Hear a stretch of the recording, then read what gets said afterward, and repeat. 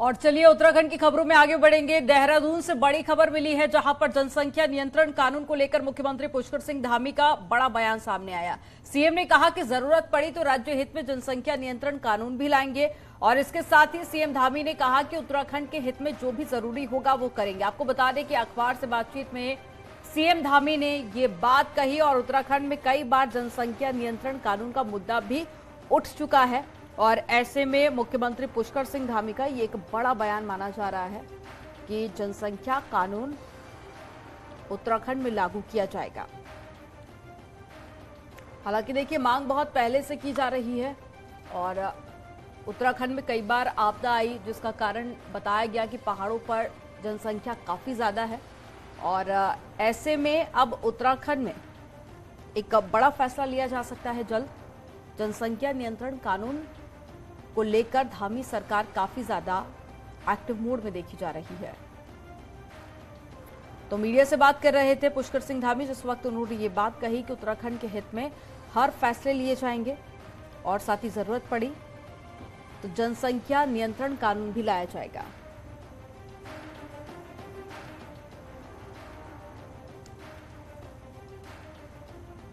तो मीडिया से बात करते हुए मुख्यमंत्री पुष्कर सिंह धामी ने बड़ी बात कही कि उत्तराखंड के हित में हर बड़ा फैसला लिया जाएगा और जरूरत पड़ी तो जनसंख्या नियंत्रण कानून भी लेकर आएगी धामी सरकार।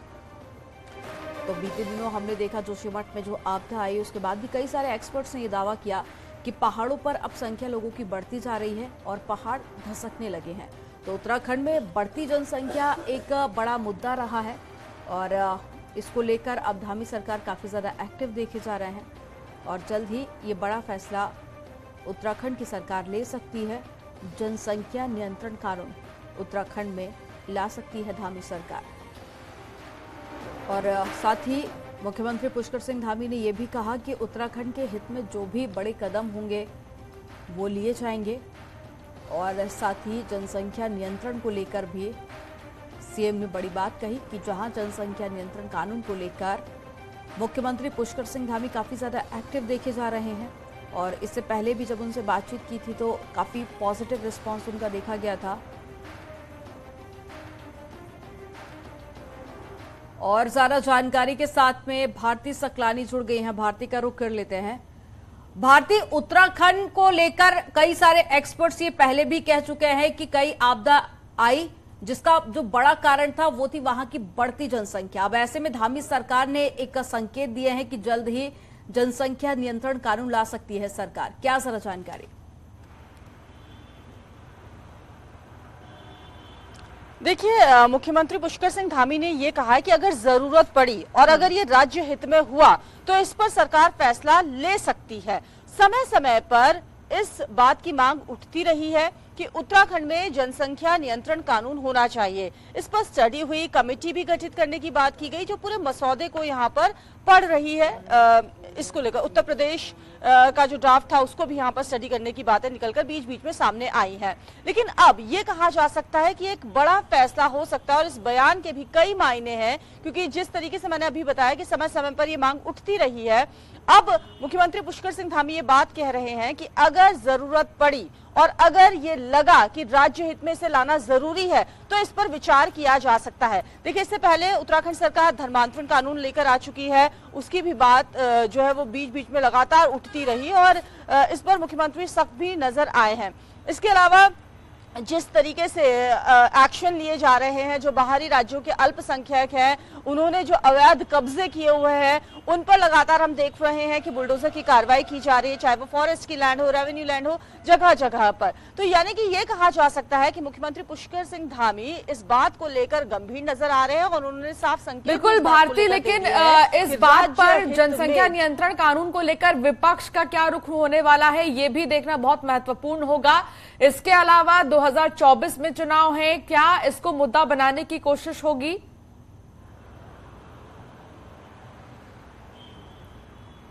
बिल्कुल मुद्दा इसको देखिए बनाया जा सकता है, क्योंकि बीच बीच में ये मांगे लगातार उठती रही हैं और इसको लेकर इससे पहले भी मुख्यमंत्री पुष्कर सिंह धामी साफ कह चुके हैं कि इस पर स्टडी की जा रही है, देखा जा रहा है, आंकलन किया जा रहा है। कमेटी जो है वो इसके लिए बनाई जाएगी जो पूरे ड्राफ्ट को पढ़ेगी, देखेगी दूसरे राज्यों में किस तरीके से काम हो रहा है, वहां की क्या परिस्थितियां हैं, उत्तराखंड की क्या कुछ परिस्थितियां हैं, और उसके बाद ही कोई फैसला यहां पर लिया जा सकता है। लेकिन हाँ, ये बात आपने कही कि विपक्ष का इस पर क्या कुछ रुख रहेगा, ये देखना दिलचस्प होगा। इस पर विपक्ष क्या अपनी स्ट्रैटेजी अपनाएगा, क्या बयानबाजी यहाँ पर होगी, किस तरीके से वो इस फैसले को यहाँ पर ले सकता है, इस बयान के मायने यहाँ पर निकाले जा सकते हैं, ये अब एक बड़ा पॉलिटिकल टर्न यहाँ पर देखने को मिल सकता है। बहुत शुक्रिया भारती जानकारी साझा करने के लिए। कुछ सवाल हैं जो लगातार उठ रहे हैं। जानवरों के साथ अमानवीय व्यवहार क्यों? देहरादून की सड़क में सांड की सवारी नशे में धुत एक शख्स कर रहा ये सवारी, सांड की सवारी का वीडियो वायरल हो रहा है। ये देखिए, आखिर जानवरों के साथ ऐसा व्यवहार क्यों किया जा रहा है, ये सबसे बड़ा सवाल है। और इस वीडियो को देखकर ही समझा जा सकता है, एक सांड की सवारी करते एक युवक नजर आ रहा है और ये जो शख्स है वो नशे में धुत है जो सांड की सवारी कर रहा है। देहरादून की सड़कों पर सांड की सवारी करते इस शख्स को देखा जा सकता है। एक तरफ जहां ऐसे आवारा पशुओं से लोगों को परेशानी होती है, तो दूसरी तरफ खिलवाड़ किया जा रहा है इन्हीं पशुओं से। नशे में धुत एक शख्स इस सांड की सवारी कर रहा है और जो वहां पर मौजूद लोग हैं उनमें दहशत पैदा हो गई कि अचानक से सांड जो है इतनी तेजी से, इतनी रफ्तार में वहां से गुजरता है कि आसपास के लोग डर जाते हैं। और इस शख्स को देखिए, ये नशे में धुत है जो इस सांड की सवारी करता नजर आ रहा है।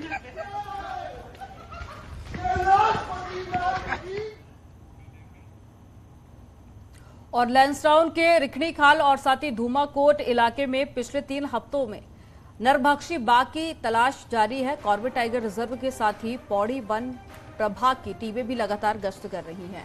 और आपको बता दें कि नरभक्षी बाघों में से एक बाघ को कुछ दिन पहले ही पकड़ लिया गया था, लेकिन दूसरे बाघ की तलाश अभी भी जारी है। बाघ को ट्रेस करने के लिए जगह जगह पर ट्रैप कैमरे भी लगाए गए हैं, लेकिन पिछले 10 दिनों से बाघ की मूवमेंट का पता नहीं चल पा रहा है। हालांकि इस बीच अब धीरे धीरे हालात पहले जैसे होते दिख रहे हैं, लेकिन अभी भी लोगों में खौफ बना हुआ है और ग्रामीण पहले जैसे रोजमर्रा के कामों के लिए जाने लगे हैं। साथ ही स्कूल भी खुल रहे हैं, लेकिन बाघ से खतरा अभी पूरी तरह से टला नहीं है। तो वहीं वन विभाग की ओर से ग्रामीणों को घर से दूर जंगल के पास न जाने की अपील भी की गई।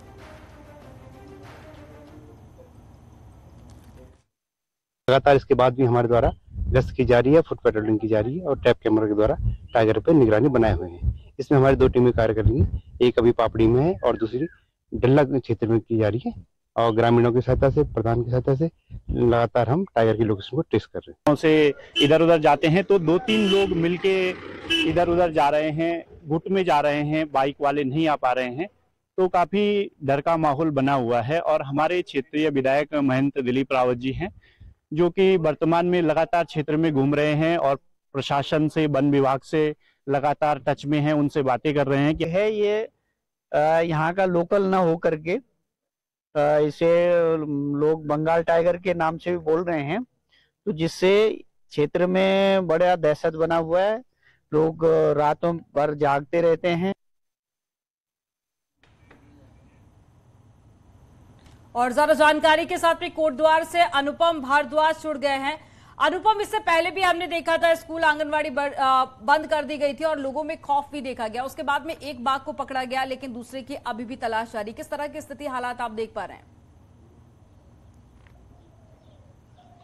देखिए 20 दिन से ज्यादा का समय बीत चुका है। जो एक टाइगर था वो हालांकि पकड़ लिया था वन विभाग की टीम ने, लेकिन जो दूसरा जो असल टाइगर था जिससे बताया जा रहा था कि कभी उसे बंगाल टाइगर के रूप में लोग कह रहे हैं कि क्योंकि वो हाइट में बड़ा है और लंबा चौड़ा भी है, तकरीबन 6 फुट की उसकी लंबाई है, तो वो जो टाइगर है जिससे सबसे ज्यादा दहशत थी वो काफी दिनों से नजर नहीं आ रहा है। ट्रैप भी नहीं हो पा रहा है। ट्रैप कैमरे हालांकि जगह जगह लगाए गए हैं। डल्ला गांव हो और पापड़ी गांव हो, उसमें वन विभाग की जो टीमें हैं लगातार अपना डेरा डाले हुए हैं कि किसी तरीके से जो दूसरा बाघ है वो पकड़ में आए। लेकिन 10 दिन से ज्यादा का समय हो चुका है, उसकी मूवमेंट का किसी भी तरीके से कोई पता नहीं लग पाया कि वो आखिर है किधर।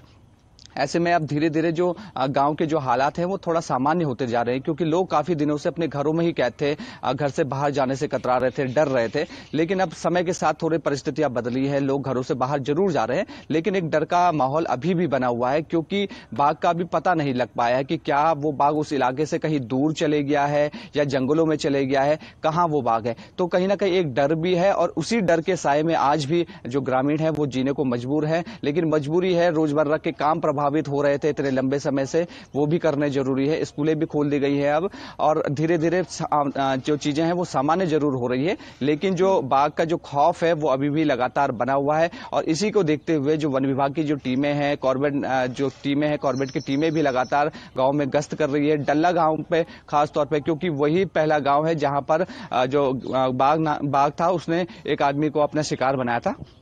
तो लगातार जो गश्त है वो लगातार की जा रही है, लोगों में डर भी है। इसके अलावा जो टीमें हैं वो लगातार गश्त भी कर रही है। कई लोगों की जान भी ले चुका है बाघ, तो ऐसे में यहाँ पर पकड़ना बहुत ज्यादा जरूरी हो जाता है। आप नजर बनाए रखिएगा। तमाम जानकारी साझा करने के लिए बहुत शुक्रिया आपका।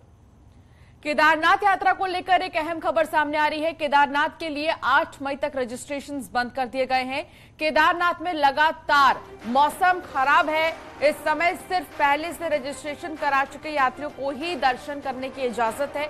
गुरुवार को भी करीब 1,500 यात्री केदारनाथ धाम पहुंचे थे। तो बता दें कि अभी भी मौसम खराब है केदारनाथ में, और अभी 8 मई तक रजिस्ट्रेशन बंद है। और जो पहले रजिस्ट्रेशन करवा चुके हैं सिर्फ उन्हीं यात्रियों को यहां पर आने की इजाजत दी गई है।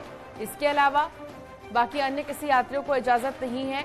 मौसम के लगातार खराब होने की वजह से यह अहम फैसला लिया गया है, क्योंकि यहां पर प्रशासन के लिए चुनौती बन गई है। ग्लेशियर्स के गिरने की भी लगातार घटनाएं सामने आ रही हैं। ज्यादा परेशानी ना हो इसलिए फैसला लिया गया। पिछले दिनों उत्तराखंड में लगातार बारिश और बर्फबारी हुई। बद्रीनाथ धाम को नीति और माणा पास से जोड़ने वाली रोड पर भारी बर्फबारी हुई। कुछ जगहों पर तो 10 से 12 फीट बर्फ जम गई और कई जगहों पर 20-20 फीट ऊंचे ग्लेशियर तक आ गए। अब इन ग्लेशियर्स को काटकर रोड बनाई जा रही है और बीआरओ की टीम मशीनों की मदद से ग्लेशियर काट रही है और रोड खोलने का काम किया जा रहा है। तो बीआरओ अधिकारियों के मुताबिक 1 हफ्ते तक मौसम ठीक रहता है तो रोड पूरी तरह से खोल दिए जाएंगे, लेकिन अगर मौसम साफ नहीं होता है तो फिर आगे भी और मुश्किलें बढ़ सकती हैं।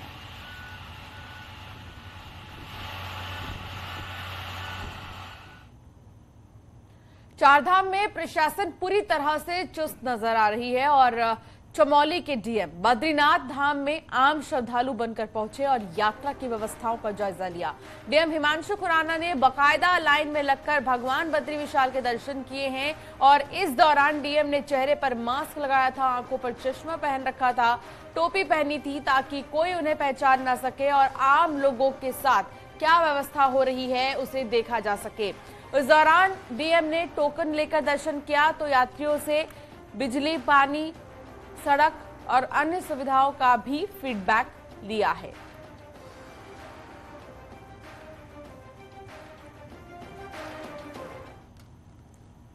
तो चारधाम के साथ ही प्रसिद्ध आदि कैलाश यात्रा का भी आगाज हो गया है। कोरोना संकट के बाद में लगातार दूसरे साल यात्रा आयोजित की जा रही है। चीन के साथ रिश्तों में आई खटास के बाद में अब आदि कैलाश को कैलाश मानसरोवर के विकल्प के रूप में स्थापित किए जाने की कवायद भी तेज हो गई है, जिसे लेकर यात्रियों में खासा उत्साह भी देखा जा रहा है। एक रिपोर्ट आपको दिखाते हैं।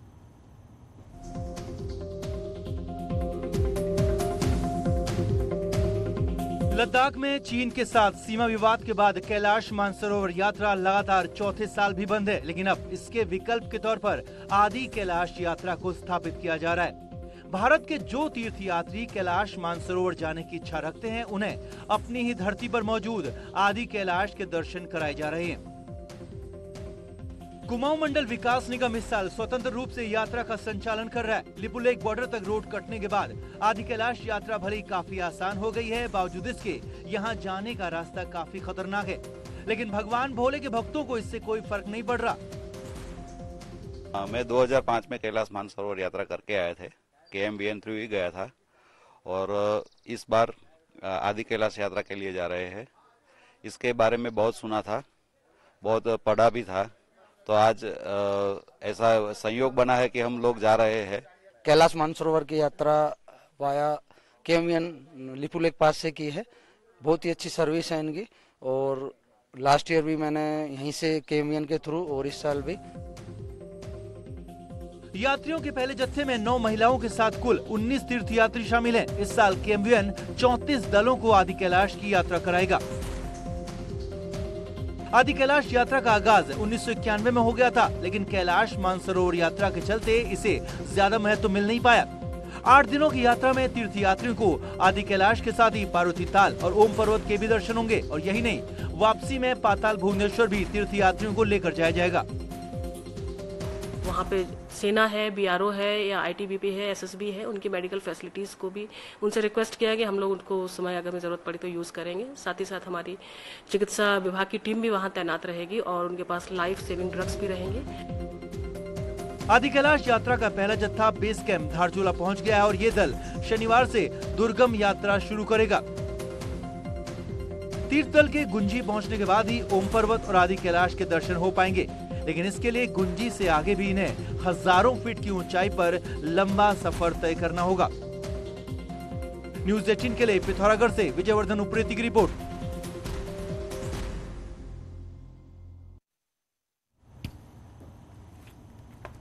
खबर चमौली से, जहां गैरसैंण का जवान कश्मीर के राजौरी में शहीद हुआ है। कूनीगाड़ गांव के रहने वाले रुचिन सिंह रावत राजौरी सेक्टर में आतंकियों से लोहा लेते हुए शहीद हो गए हैं। जम्मू कश्मीर के उधमपुर यूनिट में रुचिन तैनात थे और 9वीं पैरा कमांडो में थे।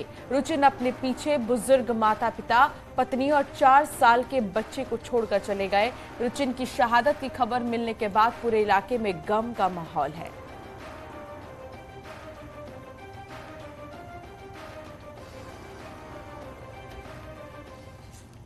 उधम सिंह नगर से बड़ी खबर है, जहां पर एसओजी और काशीपुर पुलिस ने नकली नोटों की छपाई और सप्लाई करने वाले बड़े गैंग का पर्दाफाश किया है। पुलिस ने यूपी के रहने वाले 2 लोगों को गिरफ्तार किया और करीब 22 लाख के नकली नोट भी बरामद किए हैं। साथ ही पुलिस ने नकली नोट बनाने वाली मशीनें, उपकरण भी बरामद किए। लंबे समय से पुलिस को नकली नोटों को लेकर शिकायत मिल रही थी, जिसके बाद भी काशीपुर इलाकों में पुलिस ने छापेमारी की और इस बड़े रैकेट का पर्दाफाश किया।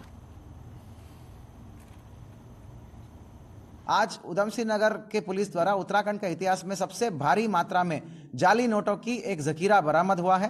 4417 प्रिंटेड 500 रुपए की करेंसीज बरामद किया है, और उसके अलावा 18 जो है अनप्रिंटेड, हाफ प्रिंटेड, एक साइड प्रिंटेड हुआ नोट्स बरामद हुआ है। साथ में प्रिंटिंग करने के लिए उपकरण जो है आपका फोटो प्रिंटिंग क्या बोलते हैं, प्रिंटर, आपका इंक, आपका नोटों की जो पेपर हो ना, पेपर का रिम्स और आपका सर्वर, सब कुछ बरामद हुआ है। अल्मोड़ा के मेडिकल कॉलेज के आवासीय परिसर को खतरा हो गया है। बारिश के कारण भूधसाव हो रहा है, जिसके चलते वहां रह रहे डॉक्टरों को एक होटल में ठहराया गया है। निर्माण एजेंसी का कहना है कि जल्द ही सुरक्षा दीवार को बना लिया जाएगा, जबकि डॉक्टरों ने आरोप लगाया है कि निर्माण एजेंसी की लापरवाही से डॉक्टरों के आवास पर खतरा मंडरा रहा है। तो ये तस्वीर आपको दिखा रहे हैं, जहां व्यवस्था लचर है, आवासीय परिसर को खतरा हो रहा है। मेडिकल कॉलेज का यह आवासीय परिसर है जो कि अब खराब हो चुका है, जिसमें कि डॉक्टरों को परेशानी हो रही है और अभी मौजूदा समय में डॉक्टरों को होटल में ठहराया गया है। हमारी तरफ से बिल्डिंग को प्रोटेक्ट करने के लिए पूरी आरसीसी वॉल बनाई जा रही है, जिसमें 3 दिन के करीब काम टाइम लगेगा, और ये सारा का सारा 3 दिन के अंदर कार्य पूर्ण कर दिया जाएगा। जबकि यहाँ पे वर्तमान स्थिति देखें तो इतनी बड़ी बिल्डिंग यहाँ पे साफ खड़ी हुई दिख रही है, इसके बावजूद भी यहाँ पे पूरी इसकी बिल्डिंग की नींव को काटा गया दूसरी बिल्डिंग बनाने के लिए। सरकार भले ही पहाड़ों पर जमीनों पर हो रहे कब्जे पर सख्त हो, लेकिन नैनीताल के 12 पत्थर में 1 साल बाद भी अतिक्रमण को नहीं हटाया जा सका है, जबकि पिछले साल ही कमिश्नर कुमाऊं ने यहां पर खुद दौरा किया था और पालिका और वन विभाग को अतिक्रमण को हटाने के निर्देश दिए थे। पालिका और वन भूमि में स्वार, मुरादाबाद, रामपुर के लोगों ने आकर झोपड़ियां बना रखी हैं और ये लोग घोड़ा और टैक्सी का कारोबार नैनीताल में कर रहे हैं। बीते 10 सालों में नैनीताल में अतिक्रमण काफी ज्यादा बढ़ गया है और बाहरी लोगों ने यहां तक ऐसे ही मकान बना लिए हैं। हालांकि प्रशासन ने कहा है कि शनिवार को अतिक्रमण हटाओ अभियान चलाया जाएगा। 12 पत्थर में वन विभाग की भूमि में जो अतिक्रमण है, उस संबंध में वन विभाग द्वारा नोटिस दिया गया है और वन विभाग की टीम के द्वारा शनिवार को 6 तारीख को उसमें अतिक्रमण हटाने का अभियान चलाया जाएगा, जिसमें प्रशासन, नगर पालिका एवं पुलिस की टीम भी रहेगी। नैनीताल का कैची धाम पिछले कुछ सालों में हॉटस्पॉट बन गया है, लेकिन सुविधाओं के अभाव में लोगों को भारी परेशानी झेलनी पड़ रही है। देखिए रिपोर्ट।